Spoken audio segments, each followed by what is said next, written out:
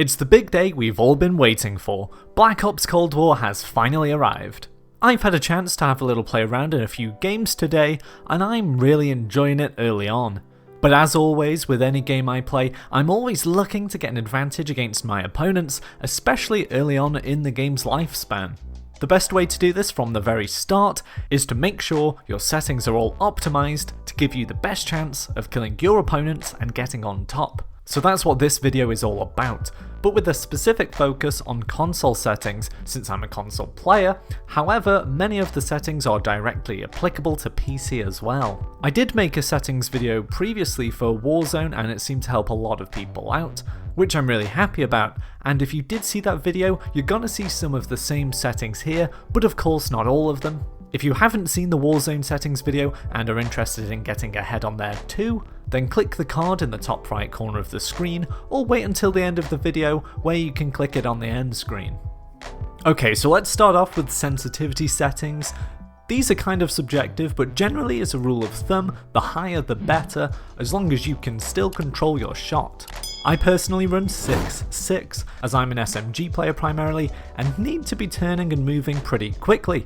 I'd like to go even higher, but I lose quite a bit of control when I try that. If you only use ARs and you're a slower, more methodical player, maybe go for 4 or 5, but if you can handle higher, absolutely do it.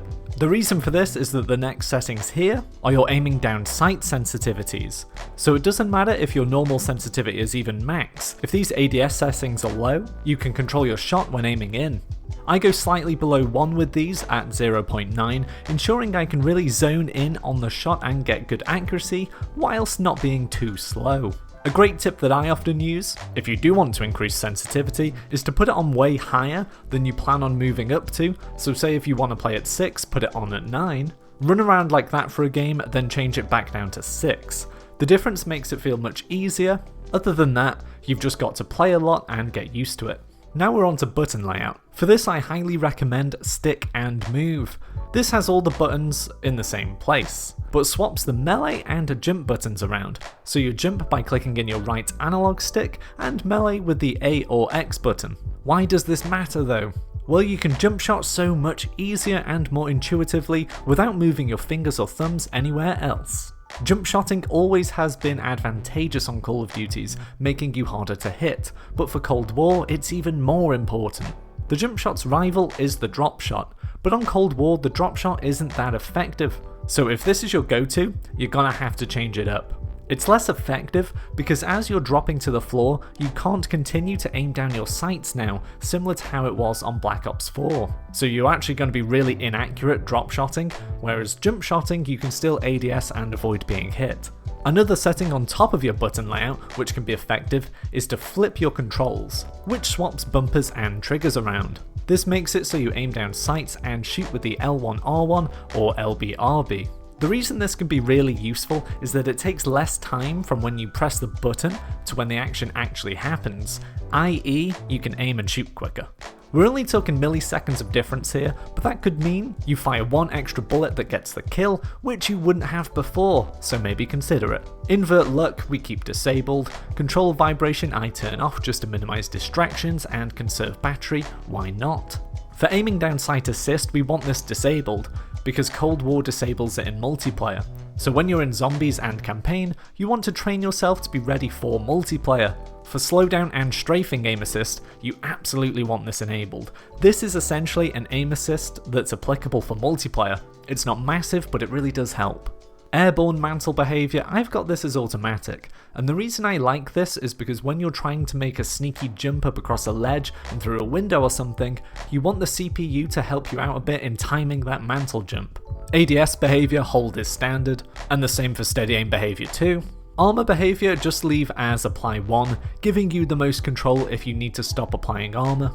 Attack vehicle control is basically up to your preferences, but I've gone for alternate because you turn left and right rather than aim and direct your vehicle that way. And I'm used to that setup from other games, so I've got it as that. For stick layout, just leave as default unless you're programmed in a different way. Default is the standard intuitive control set, so leave it as that. Now we're on to essentially dead zone. This is the amount of input you put on your sticks relative to what happens on screen. The standard is 13 here for minimum, so you have to move your stick like 13% of maximum to make things happen. This ensures if you've got a worn controller or something, your aim doesn't just wander off, but really you want it as low as you can have it, without idle sway happening. This way you can just move and react quicker to in-game events. Auto move forward I've got disabled since the maps aren't huge, this isn't gonna matter too much. Auto sprint I like to enable, just so you can move around as quickly as possible and be harder to hit, but it does take a little bit of getting used to if you don't normally use it, especially if you run the next setting that I do, off sprint cancels reload. This setting is a must for me, because if someone starts challenging you, you want a quick way to react whilst you're reloading and not just stand there sorting out your ammo.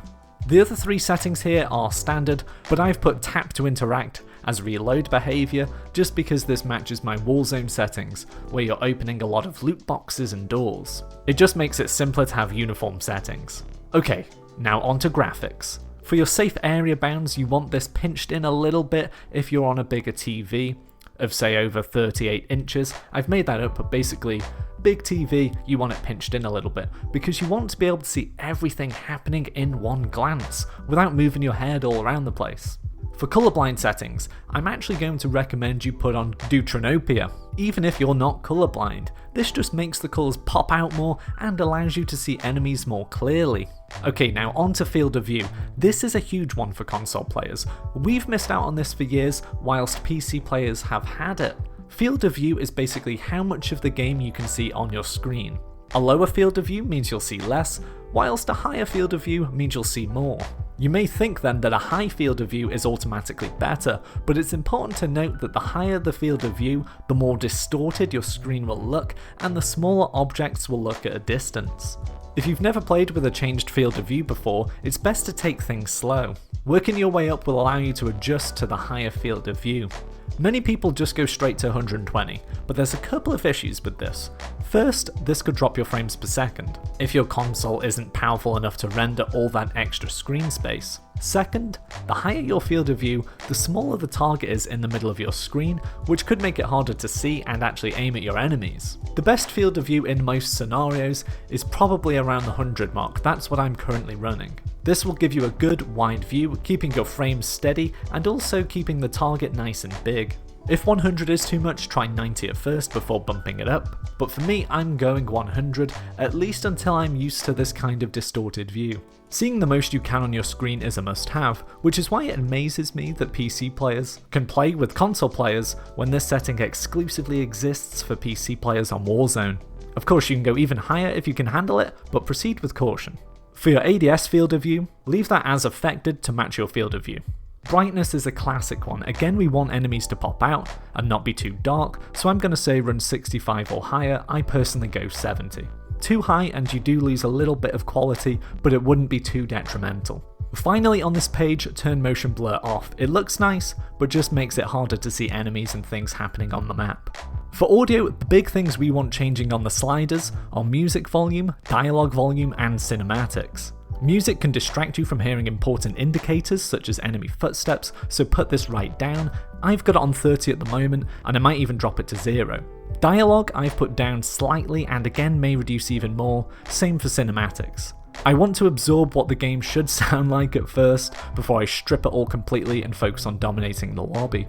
For audio preset I've gone boost high, the same as my Modern Warfare mix. This again is to hear footsteps easier. The rest on this page are quite subjective and to be honest not that important, so I'll leave those up to your discretion. And that's actually the case for the rest of the game settings. Interface settings are pretty minimal impacting. Player names is good to have, as you can track them slightly easier when they're in hard to see areas like smokes and long grass. Interestingly, the pro player Crimsix changed his gamertag on Modern Warfare to C6 for this exact reason. It's also good for keeping track of where the enemy are, if they've all got the same skin. That's it for settings, but before I go, it's time to announce the winner of the free Battle Pass. Thanks to everyone who entered, and be sure to stay tuned on the channel as there'll be more chances to win stuff coming up in the near future.